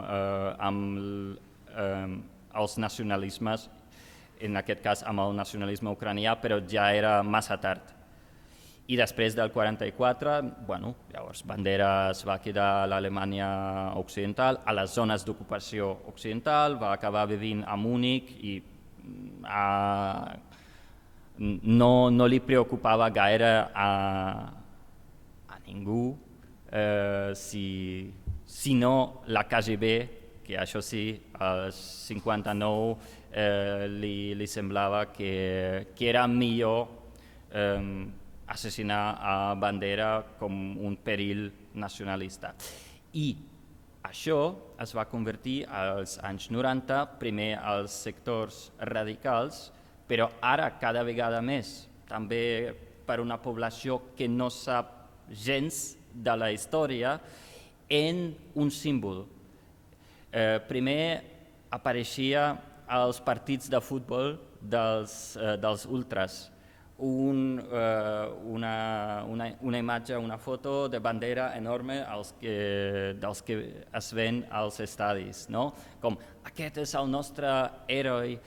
Per què? Perquè era jove, en aquest moment era més jove que la majoria de la cúpula directiva dels nacionalistes als anys 30 i 40, i perquè era més radical, tenia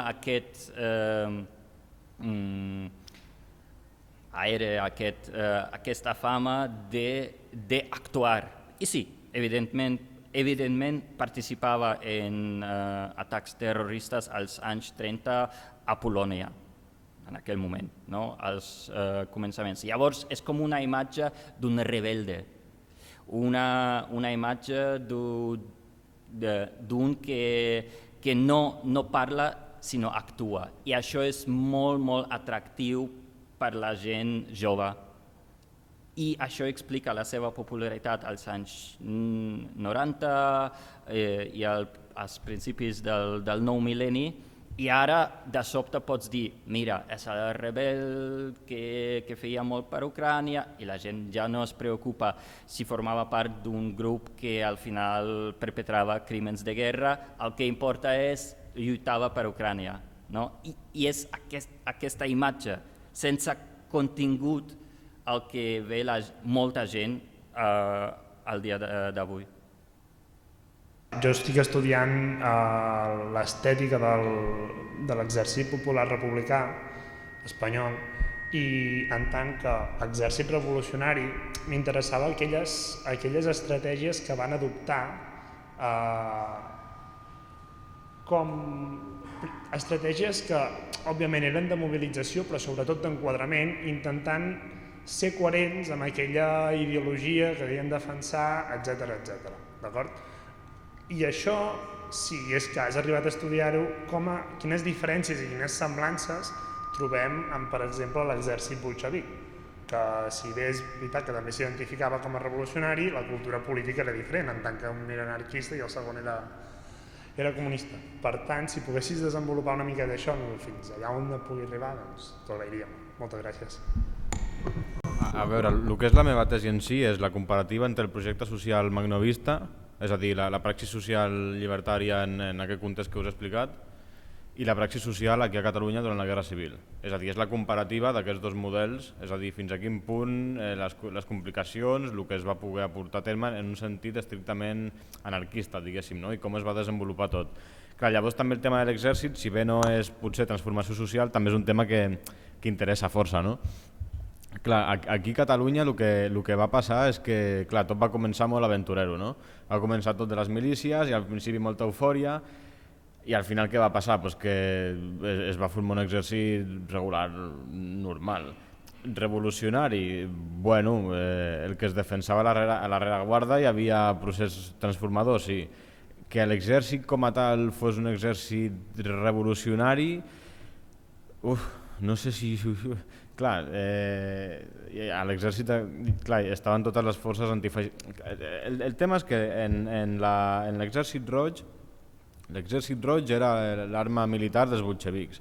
Els bolxevics defensaven una dictadura seva, del proletariat, però que al final monopolitzada pel partit.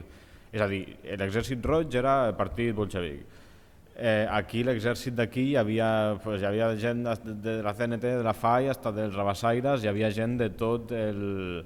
Clar, hem de tenir en consideració també, i això no és una qüestió menor, que la guerra civil russa es porta a terme en un context on el feixisme gairebé no existia, el feixisme com a tal, com a moviment de massa no existia. La guerra civil d'aquí sí que... I clar, això imposa que les forces antifeixistes al final s'hagin d'unificar. Clar, el que defensava Esquerra o els rabassaires, el que defensaven els rabassaires era revolucionari. Clar, era transformador, sí, però era accedir a la petita propietat de la terra. Els rabassaires estaven en l'exèrcit també, vull dir, simplificant, no? Vull dir, anant al gra, per dir-ho així. Clar, aquest és un tema que jo hasta m'estic parlant a mi mateix, també, perquè també tindria que... Tu consideraries revolucionari l'exèrcit de la República? De l'exèrcit popular he dit estètica, només. D'estètica, vale. Clar, d'estètica... Llavors... Però que jo em centrava en el magnovista, i en la... Vale, o sigui, llavors vols saber diferències entre l'exèrcit magnovista i l'exèrcit roig. Mobilització i enquadrament, doncs al final gairebé el mateix, mobilització per lleves. Al final l'exèrcit magnovista deia sí, aquí voluntaris, només voluntaris. Al final molta gent va tornar de la Gran Guerra i ja marxava cap a casa seva perquè volia treballar a la terra. I van dir no, cap a la terra, que vine cap aquí, cap a l'exèrcit. I vull dir, al final s'acaba... Jo és que trobo que gairebé cap exèrcit es pot integrar sempre en la seva totalitat i en tot moment per voluntaris. Al final l'exèrcit blanc també era, al principi era exèrcit de voluntaris. Al final no, voluntaris eren 2 comptats i ja està. Al final trobo que tots els exèrcits, per molta ideologia que defensin a la rereguarda, acaba funcionant com acaba funcionant. Sí. Jo afegiria 2 coses. Una és que l'exèrcit roig es desenvolupa cap a un exèrcit no professional, però ben organitzat, també perquè fins i tot alguns oficials de l'antic exèrcit tsarista participen.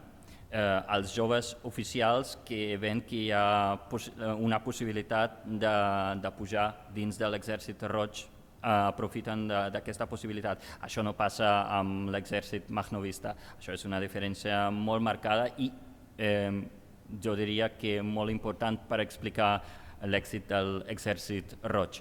I una altra cosa que va una mica cap al teu tema, que és l'estètica, em sembla que podríem fixar-nos també en elements de nacionalisme dins de l'internacionalisme. Això els bolxevics ho van fer força bé i també va ser important pels magnovistes. En el cas dels magnovistes, clar, és una revolució campesina, però els camperols són, els pagesos són ucraïnesos, russos, no se sap ben bé què són, però clar, la terra és del que la treballa i per tant no els alemanys, que són contrarrevolucionaris rics, però a més són de fora. En canvi, els d'aquí, això és el que importa. I del costat bolxevic van utilitzar la iconografia nacional popular de forma molt massiva i també parlant de que som una família de diferents nacions. I caben els russos, els ucraïnesos, tothom, no? Per tant, la propaganda bolxevic i de l'exèrcit roig es traduïa a tots idiomes que hi podia haver. En rus si estaven actuant a Rússia, en ucraïnès si estaven actuant a Ucrània, en kazakh si estaven actuant, o uzbek si estaven actuant a l'Àsia central, i així successivament. I també, no només amb l'idioma, també amb els símbols. Si mires les pancartes, tot el que utilitzen, agafen tot el que els serveix per avançar el seu missatge. I la imatge pot ser modernista, pot ser vanguardista, no els importa gaire si poden transportar el missatge revolucionari. A ver si no hay eco. ¿Bien? Sí, se oye bien, no hay eco. Yo quería introducir una pregunta.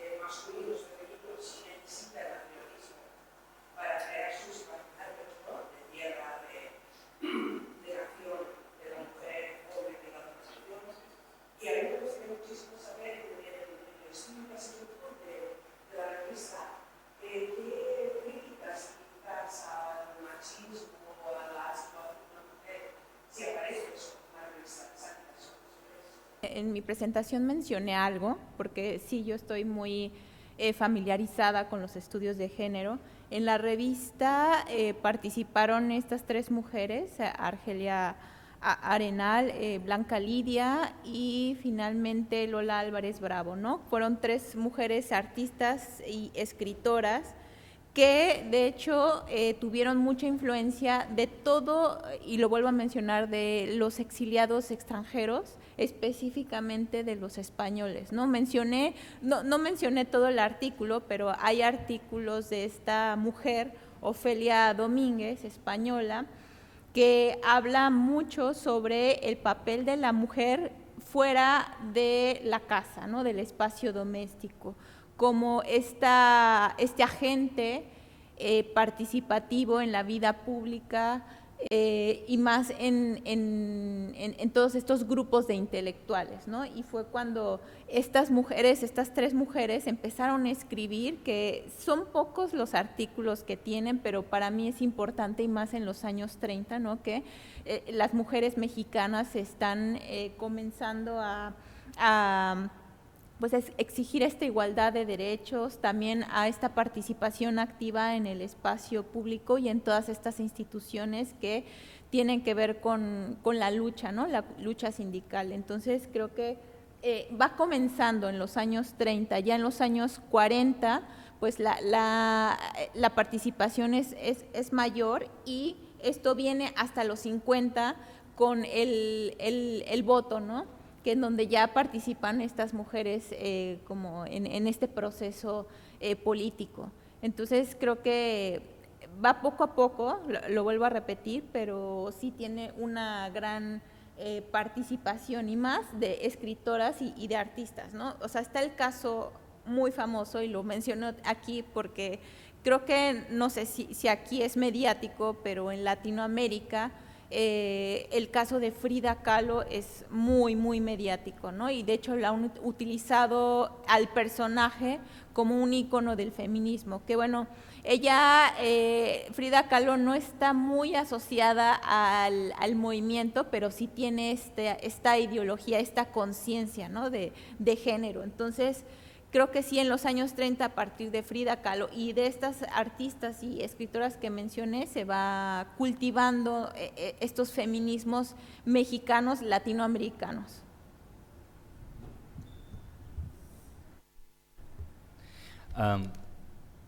Primero, muchas gracias por mencionarlo.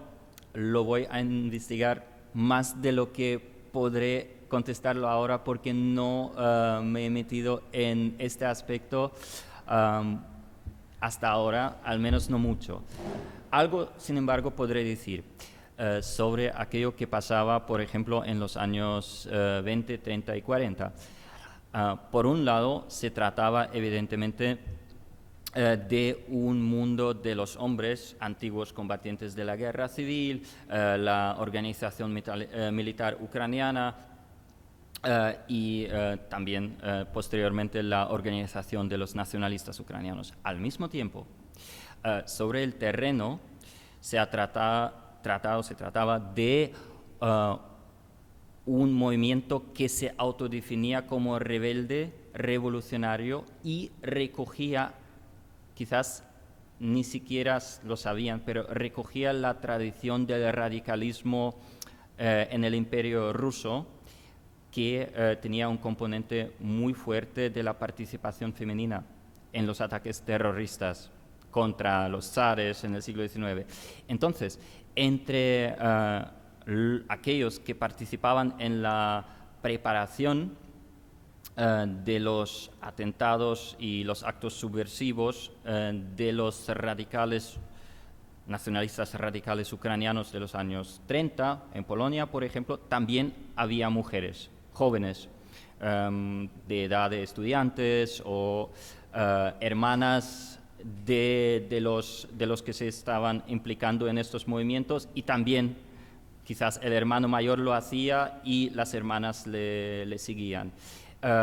Entonces esa idea de que podían ser compañeras combativas existía. Y me imagino, ahora es algo que no sabría decir con mucha certeza, pero me imagino, como era una época con diferenciación entre los géneros mucho más fuerte, los años 30, 40, les parecía normal ser la compañera que apoya al hermano o al novio o al marido, pero no solo, al menos hasta donde lo sepa decir ahora, no solo según esta imagen nazi de que es la madre de familia, no, puede ser la compañera, la mujer combativa que también participa en la preparación o hasta en la ejecución de los actos subversivos, luchando por la independencia ucraniana. Eso sí que existía. Para el caso concreto del magnovismo, a ver, a nivel teórico, ideológico, de lo que se desarrolló, no hubo ningún tipo de mención a nada en este sentido, o sea, en absoluto.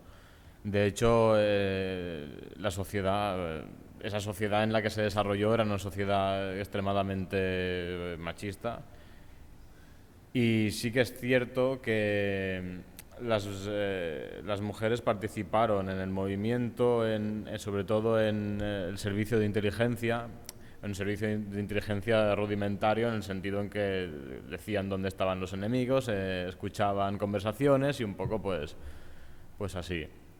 Y también participaron en alguna batalla concreta, como por ejemplo la batalla de Perevonovka, cogiendo las armas y luchando en el frente contra los enemigos, pero no fue una cuestión fue una cuestión más de necesidad del momento, que no porque hubiera una concienciación detrás. No hubo para nada ningún movimiento equivalente a mujeres libres, ahí no lo hubo para nada. Y bueno, la compañera de Néstor Magno, que se llamaba Galina Kuzmenko, sí que tuvo algunas reuniones con Emma Goldman durante la Guerra Civil, y sí que se trató este tema, pero no llegó a ir a más nunca. En este sentido sí que, mira, ahora se escucha mejor, sí que cabe decir que este es un punto flaco dentro de todo el movimiento. Claro, se desarrolló en una zona eminentemente rural campesina. Quiero decir que no había ningún tipo de noción en este sentido. Si hoy en día en muchas partes no hay noción, pues en esa época menos noción todavía. Y ya te digo, no hubo ningún movimiento equivalente a Mujeres Libres, ni hubo ningún tipo de intención de luchar por la igualdad de género.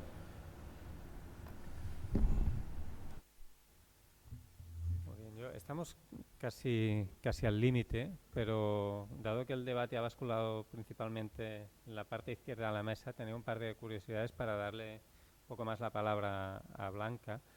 Una es sobre otras figuras del fascismo, de la extrema derecha europea, más allá de Hitler, que parece que era un poco el que monopolizaba, ¿no?, la caricatura política.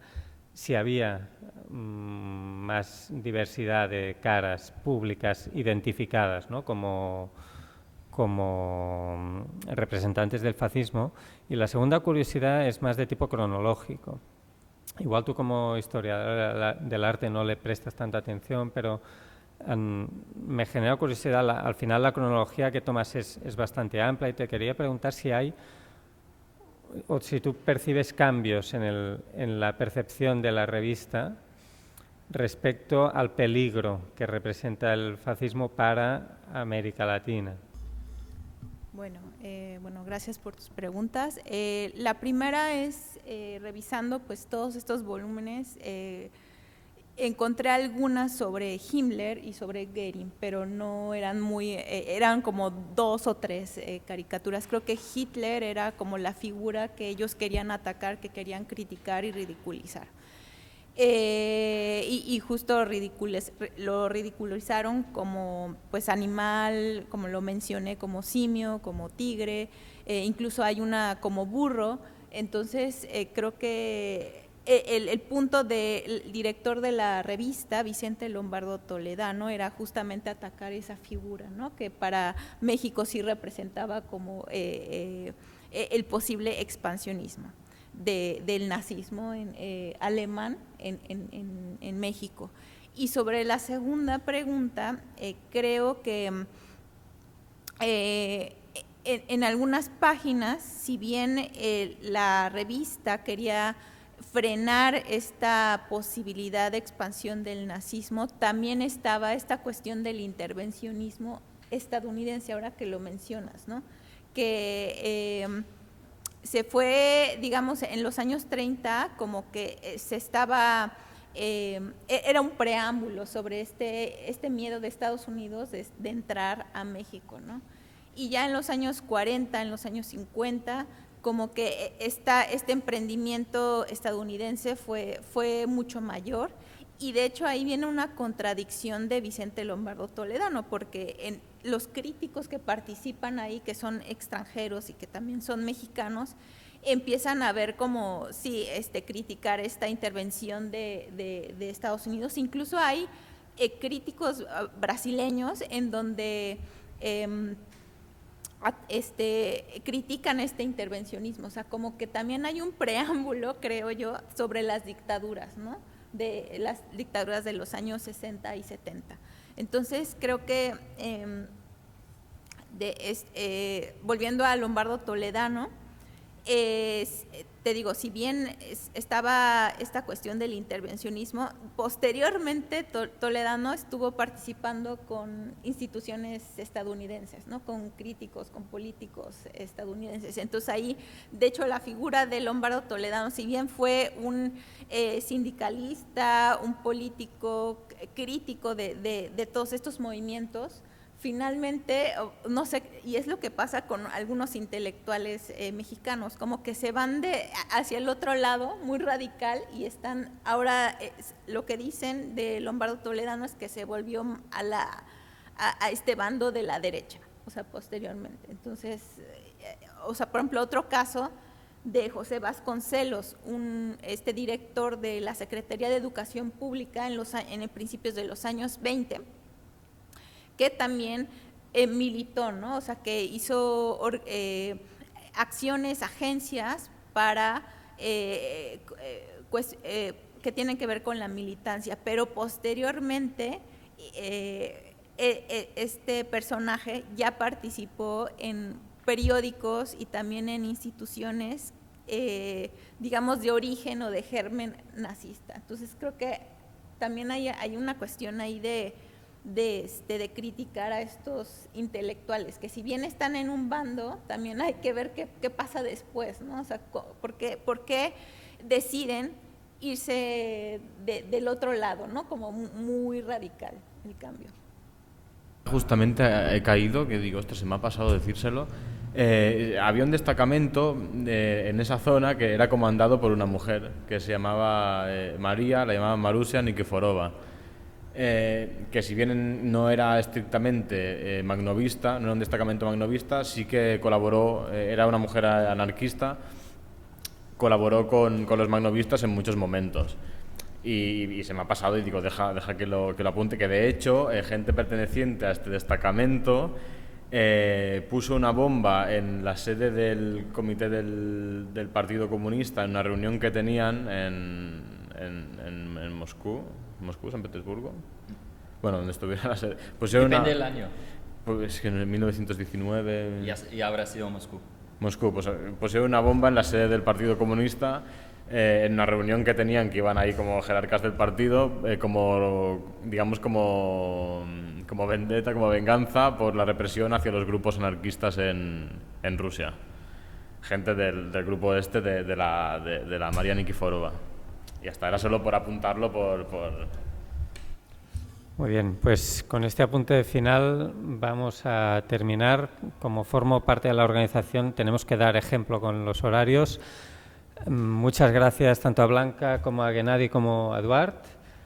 Creo que ha sido un debate bastante provechoso y la prueba es que hemos agotado el tiempo a pesar de que no estaban todos los comunicantes inicialmente previstos, y nos citamos a partir de las 12 puntuales a la siguiente sesión.